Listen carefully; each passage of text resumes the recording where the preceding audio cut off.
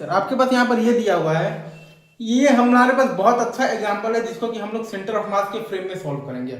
ये हमारे पास बहुत अच्छा एग्जांपल है जिसको कि हम लोग सेंटर ऑफ मास के फ्रेम में सॉल्व करेंगे। एक आपके पास हॉरिजॉन्टल स्मूथ सरफेस है, म्यू बराबर 0। हमें बताना है find the maximum elongation in the spring. Initially spring आपका नेचुरल बेसिकली तो लेंथ में है और स्प्रिंग का स्प्रिंग कांस्टेंट है के। m1 को v1 स्पीड दिया लेफ्ट और m2 को v2 स्पीड दिया राइट। हम लोग ये जानते हैं कि centre of mass is a zero momentum frame. Centre of mass is a zero momentum frame, मतलब कि both particles stop simultaneously in the centre of mass frame.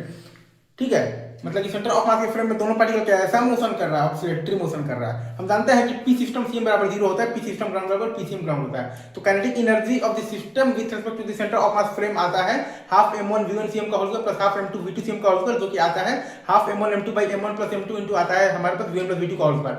तो लगा दो भैया वर्क एनर्जी थ्योरम, लगा दो सेंटर ऑफ मास के frame में work energy theorem. Centre of mass frame का एक्सीलरेशन 0 है तो कोई सिंगुलर फोर्स लगाने की जरूरत नहीं है। सेंटर ऑफ मास के फ्रेम का एक्सीलरेशन 0 है तो कोई भी सिंगुलर फोर्स लगाने की जरूरत नहीं है।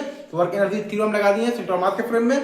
तो change in the kinetic energy है minus half into m1 m2 by m1 plus m2 into v1 plus v2 का होल स्क्वायर, और बराबर है आपके पास work done by the spring force है आपके पास minus half into K into X naught max का होल स्क्वायर। यहां से आप एक्स नॉट मैक्स निकाल लीजिए और भाई एंजॉय कीजिए।